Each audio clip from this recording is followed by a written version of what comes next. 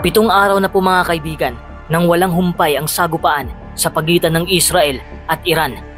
Habang humahagupit ang mga airstrikes sa Tehran at missiles sa Tel Aviv, isang matalas na boses ang pumukaw sa atensyon ng mundo.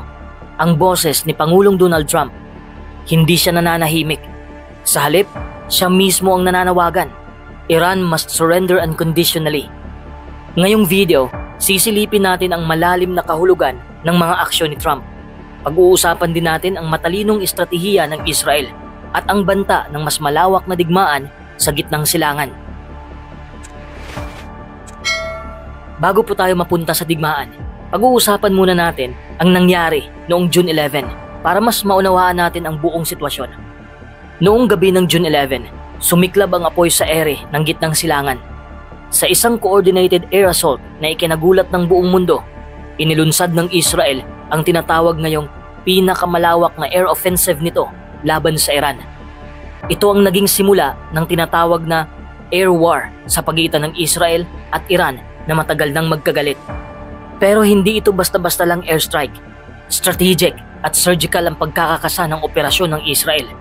Ayon sa mga ulat, ang mga target ay malalalim at sensitibong pasilidad, partikular ang mga lokasyong may kaugnayan sa pinaghihinalaang nuclear program ng Iran.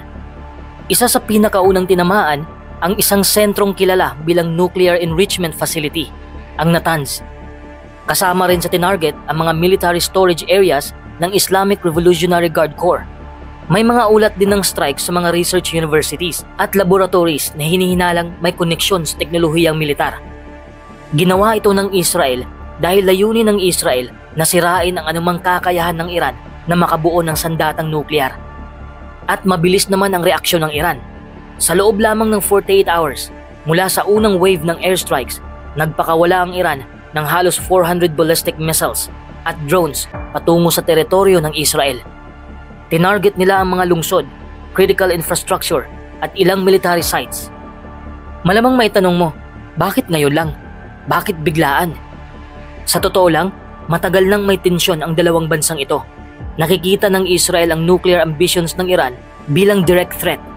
Sa kabila ng mga pag-uusap sa United Nations at IAEA, naniniwala ang Israel na hindi sapat ang diplomatikong paraan.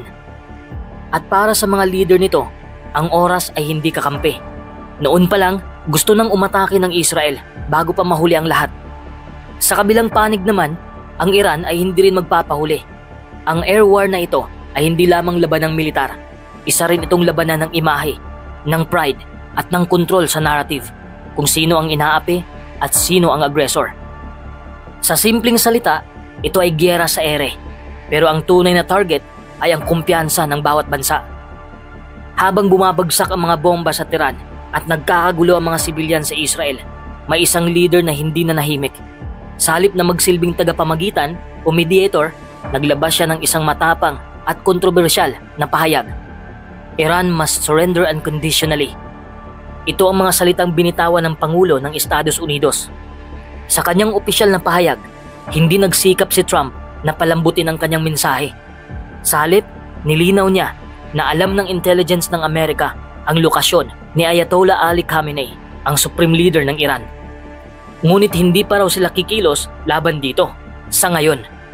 Ito ay isang geopolitical warning shot, hindi sa pamamagitan ng missiles, kundi sa pamamagitan ng impormasyon. Kapag sinabi ni Trump na alam niya kung nasaan ang isang pinuno ng isang bansa, hindi lang iyon banta. Isa itong mensahe. Bantay sarado namin kayo. Alam naming lahat ng galaw ninyo. Sa halip na manawagan ng de-escalation, nagbigay siya ng ultimatum. Sumuko ang Iran o humarap sa mas malupit na kapalaran. Hindi ito pangkaraniwan sa kasaysayan ng US presidency. Karaniwan, kapag may tensyon sa gitnang silangan, ang papel ng Amerika ay mediator, tagapamagitan para sa kapayapaan. Pero sa ilalim ni Trump ngayong 2025, tila nagbago ang papel. Hindi na observer, hindi na peacekeeper, isa na siyang potensyal na kasali. Ayon sa ulat ng Reuters, ang White House ay kasalukuyang nagre-review ng military options. Isa na rito ang posibilidad ng joint airstrike operations kasama ang Israel. Target nila ang mga pasilidad sa Iran na underground at may kaugnayan sa nuclear capability. Kasalukuyang nakadeploy ang US Navy sa Persian Gulf at may mga ulat ng heightened alert status ng mga troops sa base sa Iraq at Qatar. Hindi pa ito opisyal na deklarasyon ng gyera, ngunit malinaw, hinahanda na ng Amerika ang sarili nila. Sa Iran, ang mensahe ni Trump ay nakikita nila bilang direct threat sa kanilang soberanya. Pero para sa Israel naman, ang pahayag ni Trump ay moral at strategic reinforcement, isang kumpirmasyon na hindi sila nag-iisa. Pero para sa ibang bansa, lalo na sa European Union at ilang miyembro ng United Nations, may panganib ito. Kapag masyadong uminit ang retorika, posibleng hindi na kontrolado ang magiging sagot ng Iran.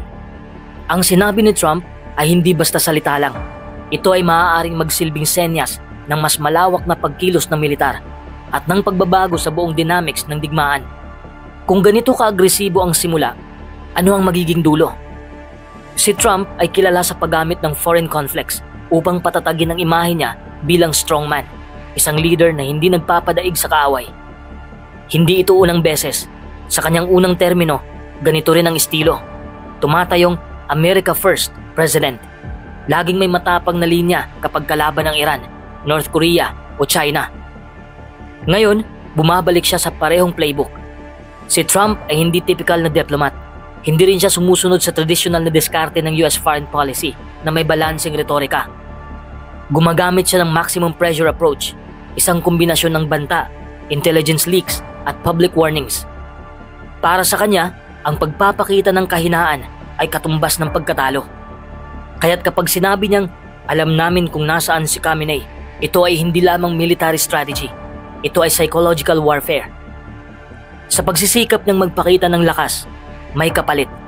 Nadadagdagan ang tensyon sa rehiyon. Nahihirapan ang mga kaalyado ng US sa Europe na magpursige ng diplomacy. Ang global oil market ay nasa alanganin dahil hindi malinaw kung kakasaba talaga ang Amerika sa opensiba o hanggang salita lang ito. Narito ang punto ng analysis. Oo, may banta mula sa Iran at may obligasyon ng Amerika na protektahan ang mga kaalyado nito tulad ng Israel. Ngayong alam na natin ang pangyayari, pag-uusapan natin ang posibleng senaryo mula sa de-escalation hanggang sa full-scale regional war at ang mga epekto nito hindi lang sa gitnang silangan kundi sa buong mundo. Ang posibleng senaryong naiisip ko ay ang full-scale regional war. Ito ang pinaka-kinatatakutan, kaya sana hindi ito mangyari.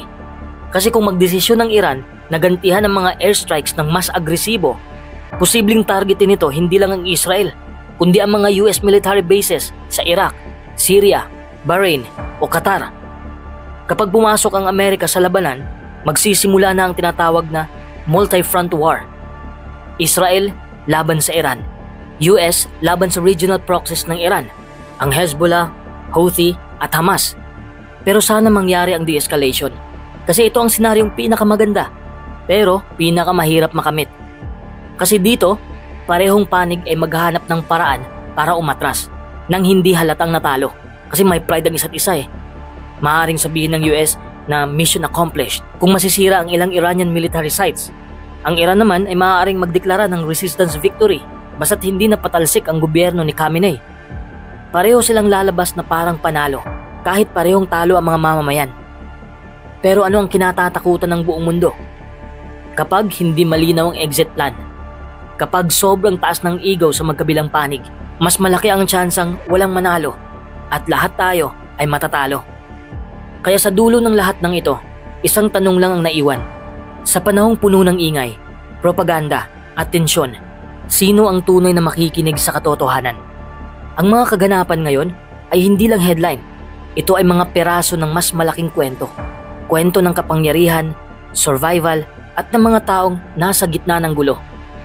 At bilang mamamayang may access sa impormasyon, tungkulin natin na hindi lang basta manood, kundi umunawa. Ano sa tingin mo? Makakamit ba ang tunay na kapayapaan? O lalawak pa ang digmaan? I-comment mo ang iyong opinion sa baba. Kung gusto mong lagi kang updated sa mga ganitong malalalim na analysis, huwag kalimutang mag-like, subscribe at i-click ang notification bell para hindi ka mahuli sa susunod nating videos. At kung tingin mo makakatulong ito sa iba, i-share mo na rin. Isang simpleng click lang pero malaking ambag sa pagpapakalat ng tama at balanseng impormasyon.